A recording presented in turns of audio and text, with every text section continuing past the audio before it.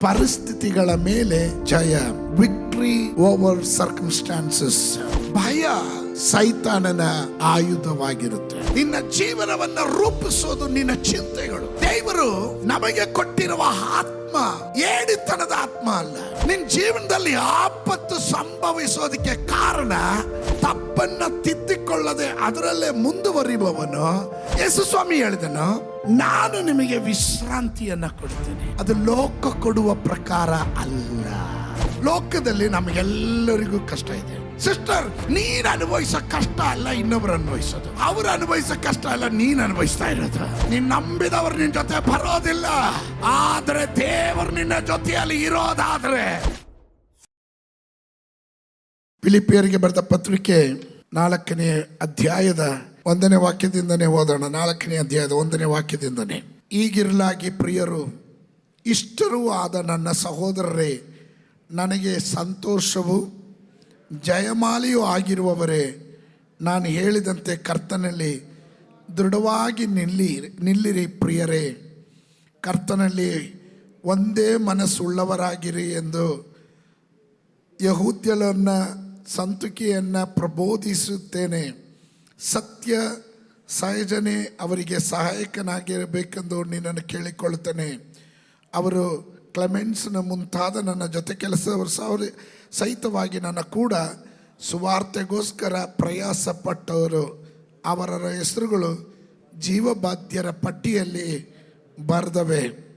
4ನೇ ವಾಕ್ಯ, ಯಾವಾಗಲೂ ಕರ್ತನಲ್ಲಿ ಸಂತೋಷಿಸಿರಿ, ಸಂತೋಷ ಪಡ್ರಿ ಎಂದು ತಿರುಗಿ ಹೇಳುತ್ತೇನೆ. ನಿಮ್ಮ ಶೈರಣಿಯು ಎಲ್ಲ ಮನುಷ್ಯರಿಗೆ ಗೊತ್ತಾಗಲಿ, ಕರ್ತನು ಹತ್ತಿರವಾಗಿದ್ದಾನೆ. ಯಾವ ಸಂಬಂಧವಾಗಿಯೂ ಚಿಂತೆ ಮಾಡದೆ ಸರ್ವ ವಿಷಯದಲ್ಲೂ ದೇವರ ಮುಂದೆ ಕೃತಜ್ಞತಾ ಸ್ತುತಿಯನ್ನು ಪ್ರಾರ್ಥನೆ ವಿಜ್ಞಾಪನೆಗಳನ್ನು ಮಾಡುತ್ತಾ ನಿಮಗೆ ಬೇಕಾದುದನ್ನು ತಿಳಿಯಪಡಿಸಿರಿ. ಆಗ ಎಲ್ಲ ಗ್ರಹಿಕೆಯನ್ನು ಮೀರುವ ದೇವ ಶಾಂತಿಯು ನಿಮ್ಮ ಹೃದಯಗಳನ್ನು ಯೋಚನೆಗಳನ್ನು ಕ್ರಿಸ್ತ ಯೇಸುವಿನಲ್ಲಿ ಕಾಯುವುದು. ಕಡೇ ಮಾತೇನೆಂದರೆ, ಸಹೋದರರೇ, ಯಾವುದು ಸತ್ಯವೂ ಮಾನ್ಯವೂ ನ್ಯಾಯವೂ ಶುದ್ಧವೂ ಪ್ರೀತಿಕರವೂ ಮನೋಹರವೂ ಆಗಿದೆಯೋ, ಯಾವುದು ಸದ್ಗುಣವಾಗಿದೆಯೋ, ಯಾವುದು ಕೀರ್ತಿಗೆ ಯೋಗ್ಯವೋ ಅವೆಲ್ಲವುಗಳನ್ನು ಲಕ್ಷ್ಯಕ್ಕೆ ತಂದುಕೊಳ್ಳ್ರಿ.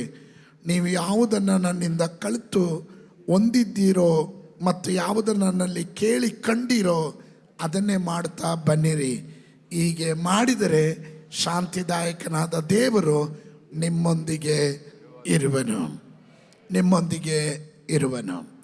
ಇವತ್ತಿನ ನನ್ನ ಸಂದೇಶದ ಪೀಠಿಕೆ ಪರಿಸ್ಥಿತಿಗಳ ಮೇಲೆ ಜಯ, ವಿಕ್ಟ್ರಿ ಓವರ್ ಸರ್ಕಮ್ಸ್ಟಾನ್ಸಸ್. ಪರಿಸ್ಥಿತಿಗಳ ಮೇಲೆ ನಾವು ಜಯ ಯಾವ ರೀತಿಯಲ್ಲಿ ಪಡೀಲಿಕ್ಕೆ ಸಾಧ್ಯ ಎಂಬುದರ ಕುರಿತು ಮಾತನಾಡಲಿಕ್ಕೆ ನಾನು ಬಯಸ್ತೇನೆ. ಫಿಯರ್, ಭಯ ಸೈತಾನನ ಆಯುಧವಾಗಿರುತ್ತೆ. ಭಯ ನಮ್ಮ ಜೀವನದ ಒಂದು ಭಾಗವಾಗಬಾರದು. ಪ್ರತಿಯೊಂದು ದೇವ ಮಕ್ಕಳ ಜೀವನದಲ್ಲಿ ಧೈರ್ಯ ಎಂಬುದು ದೈವದತ್ತವಾಗಿ ಬರೋದು ಮಾತ್ರವಲ್ಲ, ನಾವು ದೇವರಿಂದ ಕೇಳಿ ಪಡಿಬೇಕದು. ಆಮೇನ್. ನಾವು ಕೆಲವರನ್ನ ನೋಡಿದಾಗ ಅವರು ಧೈರ್ಯಶಾಲಿ ಬಿಡಪ್ಪ ಅಂತೀವಿ, ಅವ್ರ ಧೈರ್ಯ ಭಯಂಕರ ಧೈರ್ಯ ಅಂತೀವಿ.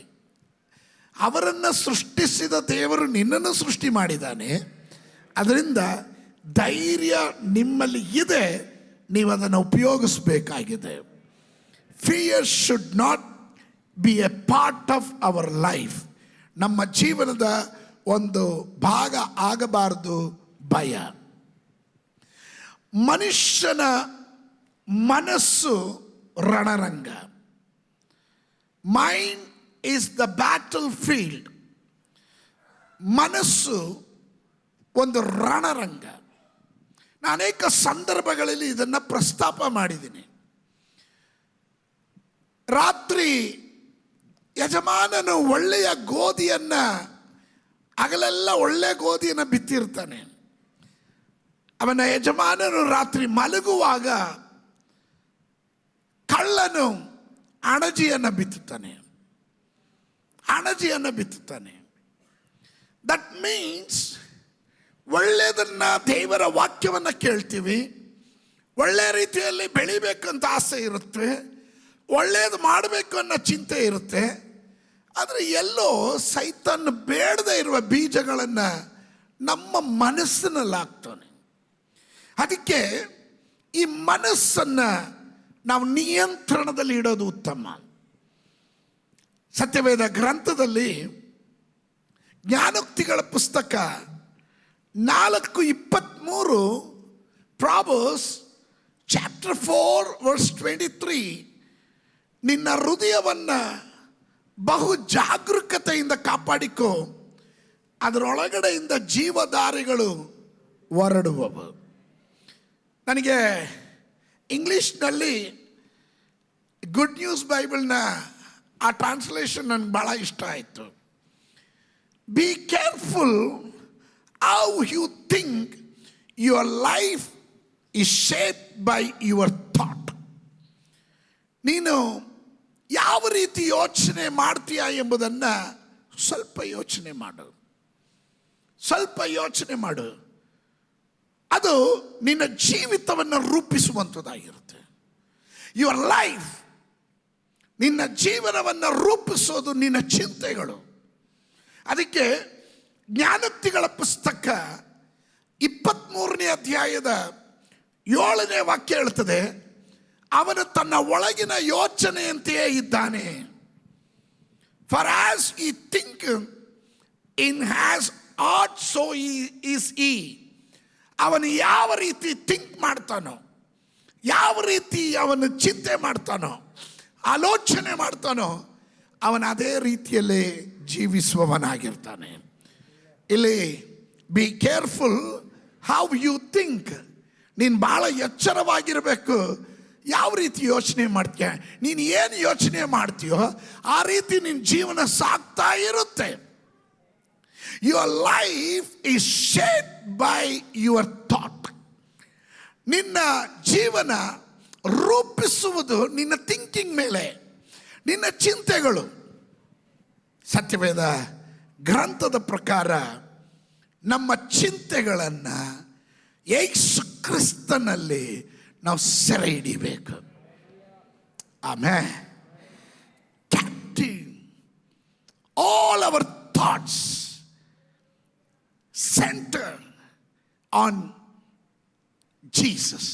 ಯೇಸು ಸ್ವಾಮಿ ನಿಮ್ಮ ಸೆಂಟರ್ ಆಗಿರಲಿ. ನಿಮ್ಮ ಎಲ್ಲ ಚಿಂತೆಗಳನ್ನು ಸೆರೆ ಹಿಡಿದು ಕ್ರಿಸ್ತನಲ್ಲಿ ಅದನ್ನು ಸೆರೆ ಹಿಡಿಬೇಕು ಅಂತ. ಅಂದರೆ ಕ್ರಿಸ್ತ ಯೇಸುವಿನಲ್ಲಿದ್ದಂಥ ಮನಸ್ಸು ನಿಮ್ಮಲ್ಲಿ ಬರಲಿ ಅಂತ. ಆಮೇಲೆ ನಾನು ಅಲ್ಲಿಗೆ ಬರ್ತೀನಿ. ನಮ್ಮ ಜೀವನದಲ್ಲಿ ಏನೆಲ್ಲ ಕಾರ್ಯಗಳು ಸಂಭವಿಸಿದ್ರು, no matter whatever happens in our life, you must understand.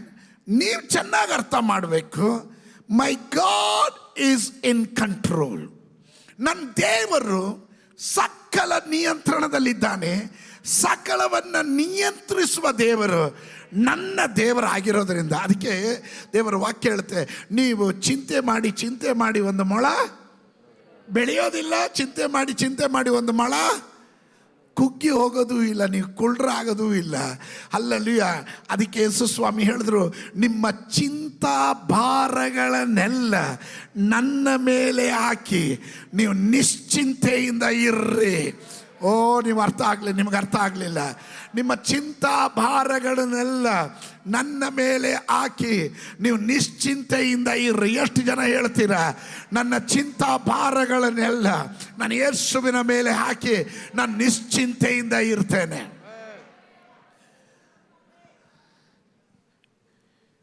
ದೇವರು ನಮಗೆ ಕೊಟ್ಟಿರುವ ಆತ್ಮ ಭಯದ ಆತ್ಮ ಅಲ್ಲ, ಏಡಿತನದ ಆತ್ಮ ಅಲ್ಲ. 2 ತಿಮೋಥಿಯನಿಗೆ ಬರೆದ ಪತ್ರಿಕೆ 1:7 ನಾವು ಕಾಣ್ತೇವೆ, ದೇವರು 2 Timothy chapter 1 verse 7, ದೇವರು ನಮಗೆ ಕೊಟ್ಟಿರುವ ಆತ್ಮವು ಬಲ, ಪ್ರೀತಿ, ಶಿಕ್ಷಣಗಳ ಆತ್ಮವೇ ಹೊರತು ಏಡಿತನದ ಆತ್ಮವಲ್ಲ. ಬಲ, ಶಿಕ್ಷಣ, ಬಲ, ಪ್ರೀತಿ, ಶಿಕ್ಷಣಗಳ ಆತ್ಮವೇ ಹೊರತು ಏಡಿತನದ ಆತ್ಮವಲ್ಲ. ದ ಸ್ಪಿರಿಟ್ ಆಫ್ ಬೋಲ್ಡ್ನೆಸ್, ನಮಗೆ ದೇವರು ಕೊಟ್ಟಿರೋದು ಧೈರ್ಯದ ಆತ್ಮ. ಆಮೇಲೆ ಧೈರ್ಯದ ಆತ್ಮ, ಗಟ್ಟಿಯಾಗಿ ಹೇಳ್ರಿ, ಧೈರ್ಯದ ಆತ್ಮ.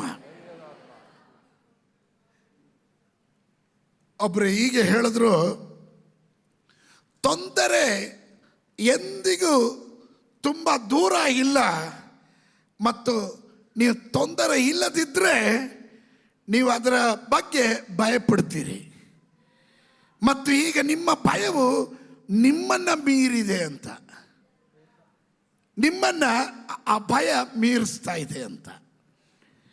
The trouble is never very far away, and if you are not in the trouble you are afraid of it, and now your fear is beyond you. ಭಯ ನಿಮ್ಮನ್ನು ಹಿಂಬಾಲಿಸುತ್ತೆ.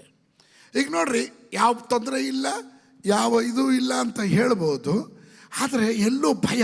ಅಯ್ಯೋ ಹಂಗಾಗ್ಬಿಟ್ರೆ, ಏನು ಇಲ್ದಿರ ಇರುವಾಗ ಯೋಚನೆ ಮಾಡೋದು. ಚೆನ್ನಾಗಿ ಎಲ್ಲ ಕಾರ್ಯ ನಡೆಯುವಾಗ ಯಾರಿಗೋ ಎಲ್ಲೋ ಏನೋ ಸಂಭವಿಸ್ತು, ಅಯ್ಯೋ ಅವ್ರಿಗಾಗಿದ್ದು ನಮಗೂ ಆಗ್ಬಿಟ್ರೆ. ನೀವು ಮೌನವಾಗಿದ್ದಾಗಲೇ ನನಗೆ ಅರ್ಥ ಆಯಿತು, ಸೋತ್ರ. ಪ್ರಾಬ್ಲಮ್ ಇಲ್ದಿರ ಇರುವಾಗಲೇ ಶತ್ರುವಾದವನು ನಿಮ್ಮ ಮನಸ್ಸಿನಲ್ಲಿ ಒಂದು ಚಿಂತೆಯನ್ನು ತಂದಾಕ್ತಾನೆ. Amen. Listen to me, listen to me. ಯೋಬನ ಜೀವನದಲ್ಲಿ ದೇವರು ಅವನ ಕುರಿತು ಉತ್ತಮ ಸಾಕ್ಷಿಯನ್ನು ಹೇಳ್ತಾರೆ.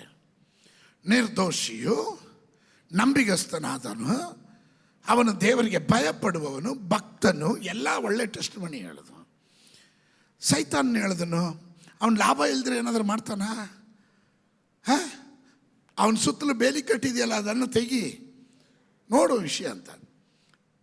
ಈ ವಿಷಯ ಯೋಬನಿಗೆ ಗೊತ್ತಾಗಕ್ಕೆ ಮುಂಚೆ ಯೋಬನ ಒಳಗಡೆ ಭಯ ಆಯಿತು. ಯೋಬನ ಒಳಗಡೆ ಏನು ಭಯ? ಹೆಂಡತಿ ಮಕ್ಕಳು ಎಲ್ಲ ಚೆನ್ನಾಗಿ ದೇವ್ರನ್ನ ಆರಾಧನೆ ಮಾಡ್ತಾ ಇರುವಾಗಲೇ ಎಲ್ಲಾದರೂ ಏನಾದರೂ ನನ್ನ ಮಕ್ಕಳಿಂದ ಅಲ್ಲಿಂದ ಏನೋ ತಪ್ಪು ಬಂದ್ಬಿಟ್ಟು ಏನಾದರೂ ಆಗಿಬಿಟ್ರೆ ಸುಮ್ಗೆ ಆತಂಕ. ಈ ಕೆಲವರಿಗೆ ಸುಮ್ಮನೆ ಆತಂಕ ಹುಟ್ಟುತ್ತೆ. ನೀವು ಯಾಕೋ ಈಗಲೇ ಆತಂಕದಲ್ಲಿ ಇರಂಗಿದ್ದೀರಾ?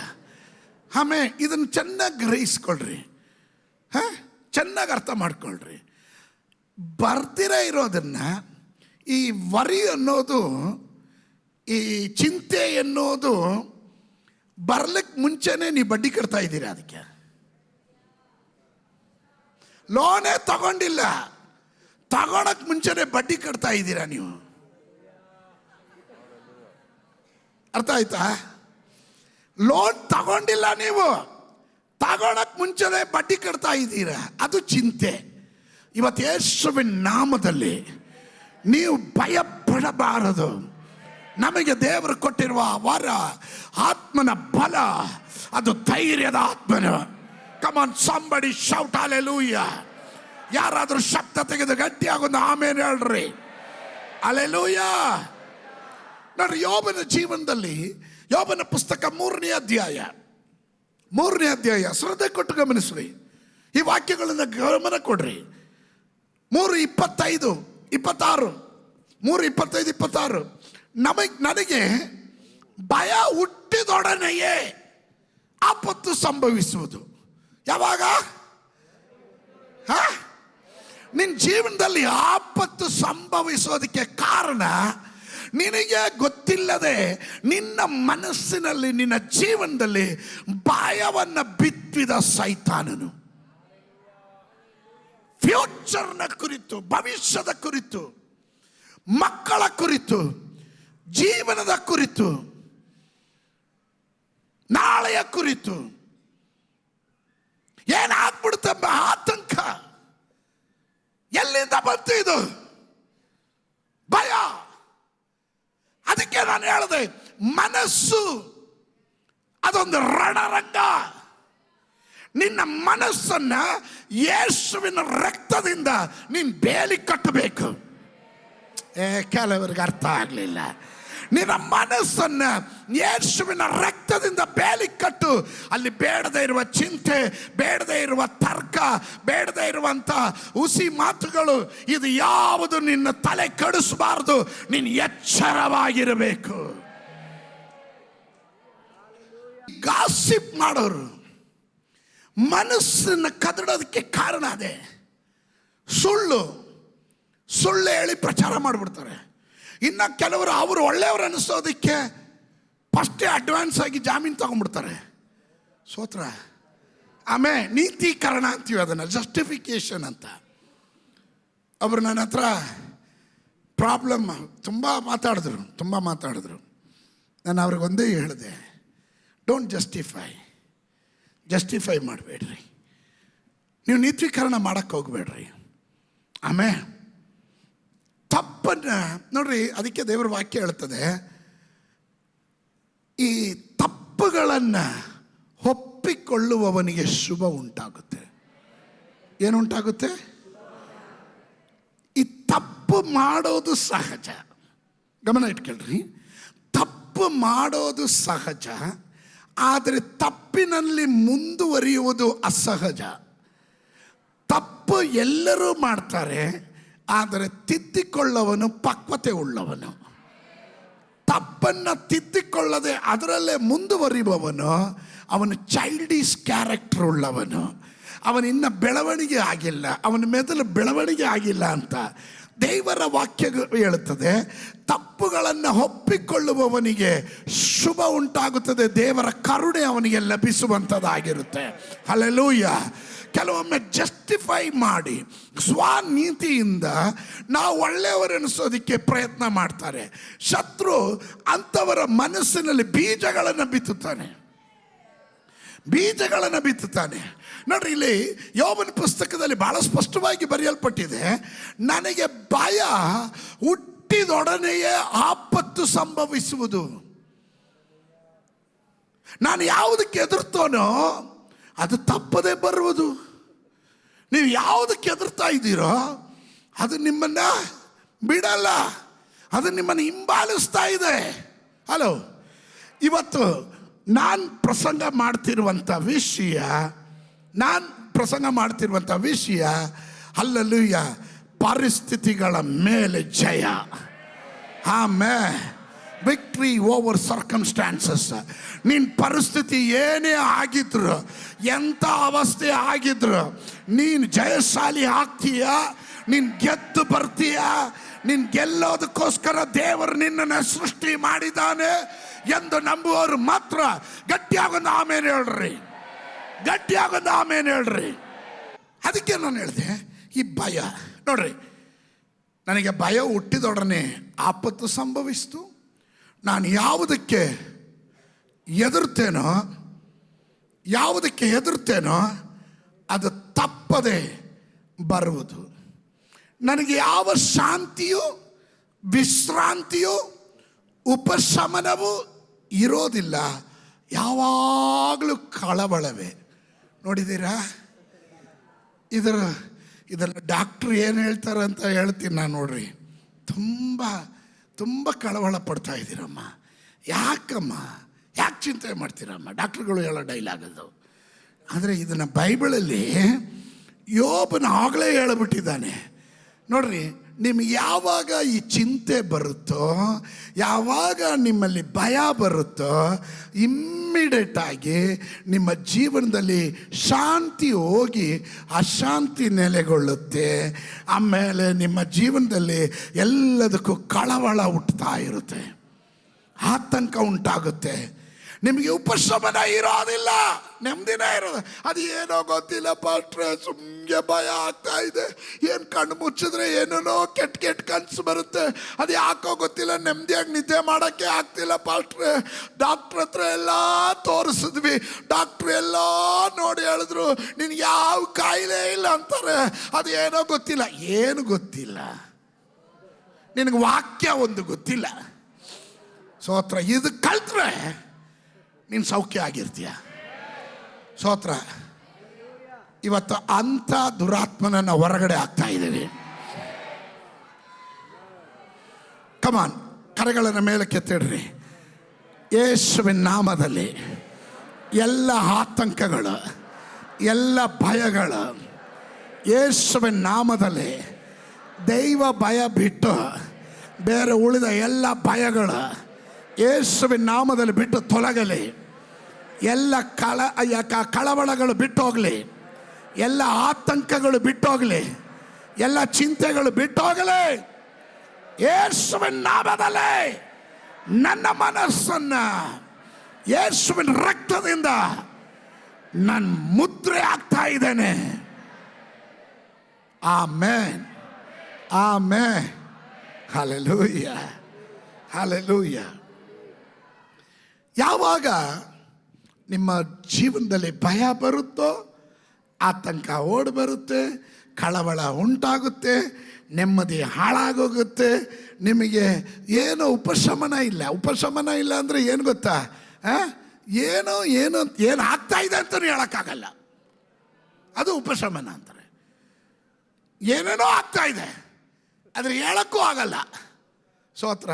ಏನಾಗ್ತಿದೆ? ಏನೇನೋ ಆಗ್ತಾ ಇದೆ. ಕರೆಕ್ಟಾಗಿ ಹೇಳ್ರಿ, ಏನಾಗ್ತಾ ಇದೆ? ಏನೇನೋ ಆಗ್ತಾ ಇದೆ ಆದರೆ ಹೇಳೋಕ್ಕಾಗ್ತಾ ಇಲ್ಲ. ಸ್ತೋತ್ರ. ಮಲಗಬೇಕು ಅನಿಸುತ್ತೆ, ಮಲಗಿದ್ರೆ ನಿದ್ದೆ ಬರಲ್ಲ. ಕುತ್ಕೊಬೇಕು ಅನಿಸುತ್ತೆ, ಕುತ್ಕೊಂಡ್ರೆ ಏನೇನೋ ಮನಸ್ಸಿಗೆ ಬರುತ್ತೆ. ಇವತ್ತು ಯೇಸುವಿನ ನಾಮದಲ್ಲಿ, ಇವತ್ತು ಅದರ ಮೇಲೆ ಯೇಸುವಿನ ನಾಮದಲ್ಲಿ ನಾವು ಜಯ ಪಡಿತಾ ಇದೆ ಅನ್ನೋರು ಮಾತ್ರ ಗಟ್ಟಿಯಾಗೊಂದು ಆಮೇಲೆ ಹೇಳ್ರಿ. ಆಮೇಲೆ ಆಮೇಲೆ ಅದು ವ್ಯಾಪಕವಾದಂಥ ಜಾಗತಿಕ ಭಯ. ಅದು ಲೋಕದ ಎಲ್ಲ ಕಡೆಗಳು ಎಲ್ರಿಗೂ ಇದೆ ಅದು. ಆದರೆ ಲಿಸನ್ ಟು ಮೀ, ನಾನು ಇವತ್ತೊಂದು ಸ್ವಲ್ಪ ಸಮಯ ನಿಮಗೆ ವಾಕ್ಯ ಒಳಗಡೆ ತುಂಬೋದಕ್ಕೆ ಪ್ರಯತ್ನ ಮಾಡ್ತಾ ಇದ್ದೇನೆ. ವಾಕ್ಯ ನಿಮ್ಮ ಒಳಗಡೆ ಇದನ್ನು ಮರಿಬಾರ್ದು, ಯಾರು ಮರಿಬಾರ್ದು. ಲೋಕದಲ್ಲಿ ನಮಗೆಲ್ಲರಿಗೂ ಕಷ್ಟ ಇದೆ, ಇದೆಯಾ? ಕರೆಕ್ಟಾಗಿ ರೆಸ್ಪಾಂಡ್ ಮಾಡಿರಿ. ಲೋಕದಲ್ಲಿ ನಮಗೆಲ್ಲರಿಗೂ ಕಷ್ಟ ಇದೆ. ಇಲ್ಲ ಅನ್ನೋರು ಯಾರಾದರೂ ಇದ್ದರೆ ಹೇಳ್ರಿ, ನಿಮಗಾಗಿ ನಾನು ಪ್ರತ್ಯೇಕವಾಗಿ ಪ್ರಾರ್ಥನೆ ಮಾಡ್ತೀನಿ. ಆಮೇಲೆ ಲೋಕದಲ್ಲಿ ಎಲ್ಲರಿಗೂ ಕಷ್ಟ ಇದೆ. First of all we have to understand. ನಾವು ಇದನ್ನು ತಿಳ್ಕೊಬೇಕು. ಯೋಬನ ಪುಸ್ತಕ 5ನೇ ಅಧ್ಯಾಯ 7ನೇ ವಾಕ್ಯ. 5ನೇ ಅಧ್ಯಾಯ. ಕಿಡಿಗಳು ಮೇಲಕ್ಕೆ ಹಾರುವುದು, ಮನುಷ್ಯರು ಶ್ರಮೆಯನ್ನು ಅನುಭವಿಸುವುದು ಸಹಜ. ಏನು? It's a normal.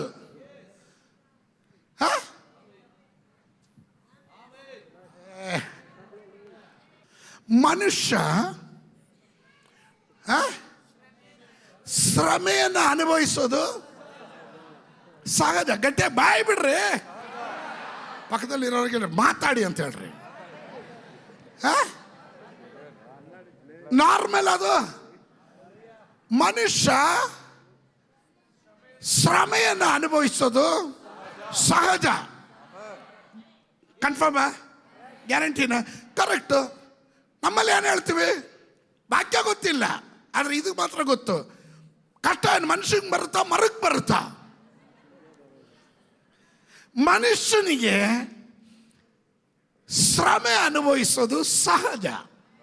ಆಮೇನ್. ಅದಕ್ಕೆ ಮನುಷ್ಯ ಶ್ರಮಜೀವಿ.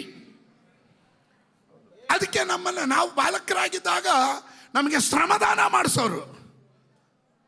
ಶ್ರಮದಾನ ಮಾಡ್ರಿ ಅಂತ ಕೇಳೇ ಇಲ್ಲ ಬಿಡ್ರಿ.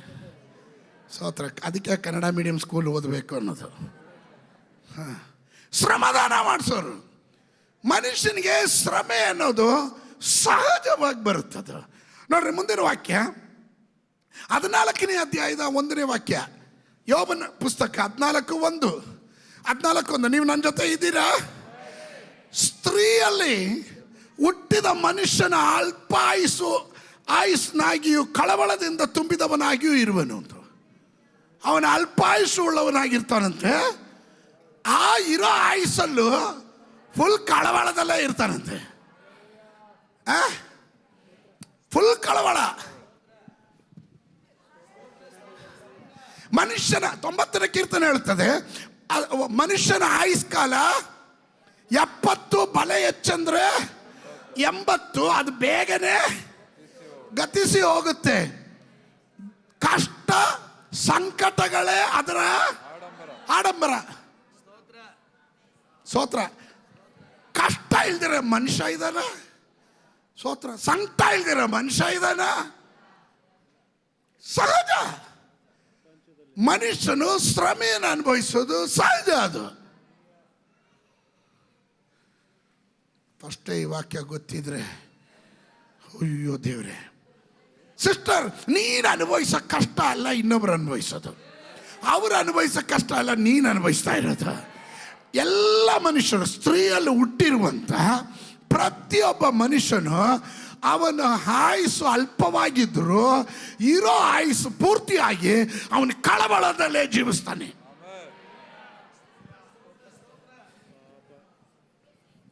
ಬಿರಿಯಾನಿ ತಿಂತಾ ಇರ್ತಾನೆ, ಕಬಾಬ್ ಇದ್ದಿದ್ರೆ ಚೆನ್ನಾಗಿರ್ತಿತ್ತು ಅಂತಾನೆ. ಕಬಾಬ್ ಇದ್ರೆ ಇದ್ರ ಜೊತೆಗೆ ಒಂದು ಚಿಲ್ಲಿ ಚಿಕನ್ ಇದ್ದಿದ್ರೆ ಇನ್ನೂ ಚೆನ್ನಾಗಿರೋದು ಅಂತಾನೆ. ಸ್ತೋತ್ರ. ಆಮೇಲೆ ಇದು ಎರಡು ಇಲ್ದಿರ ಇರೋನು ಗಂಜಿ ಕುಡಿಯೋನು ಹೇಳ್ತಾನೆ, ಉಪ್ಪಿನಕಾಯಿ ಇದ್ದಿದ್ರೆ ಚೆನ್ನಾಗಿರೋದು ಅಂತ. ಉಪ್ಪಿನಕಾಯಿ ಸಿಕ್ಕಿಲ್ಲ ಆದರೆ ಸ್ತೋತ್ರ, ಒಂದು ಮೆಣಸಿನ್ಕಾಯಿ ಆದರೂ ಕಡಿಯೋಕ್ಕೆ ಸಿಕ್ಕಿದ್ರೆ ಚೆನ್ನಾಗಿರ್ತಿತ್ತು ಅಂತಾನೆ. ಒಂದು ಈರುಳ್ಳಿ ಇದ್ದಿದ್ರೆ ಚೆನ್ನಾಗಿ. ಈ ಜೀವನ ಪರ್ಯಂತ ಒಬ್ಬರಲ್ಲ ಇನ್ನೊಬ್ಬರು, ಒಬ್ಬೊಬ್ಬರಿಗೂ ಒಂದೊಂದು ರೀತಿಯ ಕಳವಳ ಇರುತ್ತೆ. ಅದು ಒಪ್ಪೋರು ಯಾರಾದರೂ ಇದ್ದರೆ ನೀವು ಒಪ್ತಿರೋ ಬಿಡ್ತಿರೋ, ದೇವರ ವಾಕ್ಯ ಚೆನ್ನಾಗಿ ಹೇಳ್ತಾ ಇದೆ ಅದನ್ನ. ಆಮೇಲೆ ನೀನು ತಿಳ್ಕೊಬೇಕು ಅದನ್ನ. So mind is the battlefield. ಮನಸ್ಸು ಯುದ್ಧದ ರಣರಂಗ. ಶತ್ರು ಸೈತಾನನು ಅಲ್ಲಿ ಬೇಡದೇ ಇರುವ ಬೀಜ ಬಿತ್ತಬಾರ್ದು. ಇದು ನನಗೆ ತಿಳಿದಿರ್ಬೇಕು. ಎಲ್ರಿಗೂ ಕಷ್ಟ ಇದೆ. ಪಾಸ್ಟ್ರಿಗೇನಪ್ಪ ಬಿಡು, ಸೂಟು ಬೂಟು ಹಾಕೊಂಡು ಆರಾಮಾಗಿ ಫ್ಲೈಟಲ್ಲಿ ಹೋಗ್ತಾರೆ. ಒಂದಿನ ಫ್ಲೈಟಲ್ಲಿ ಬನ್ರಿ ಗೊತ್ತಾಗುತ್ತೆ. ಸ್ತ್ರೀಯಲ್ಲಿ ಹುಟ್ಟಿರುವಂಥ ಪ್ರತಿಯೊಂದು ಮನುಷ್ಯನಿಗೂ ಅವನ ಅತ್ಯಲ್ಪ ಆಯುಸ್ಸೇ ಇರೋದು, ಆಯುಸ್ಸು ಸ್ವಲ್ಪನೇ ಇರೋದು. ಅದು ಆ ಕಳವಳದಲ್ಲೇ ಕಳೀತಾನೆ. ನೀವು ಹಂಗೆ ಕಳಿಯಂಗಿಲ್ಲ. ಪಕ್ಕದಲ್ಲಿ ಇರೋರ್ಗೆ ಹೇಳ್ರಿ, ಈ ದೇವ್ರು ಕೊಟ್ಟಿರೋ ಆಯುಸ್ಸನ್ನು ಸಂತೋಷವಾಗಿ ಕಳಿಬೇಕು.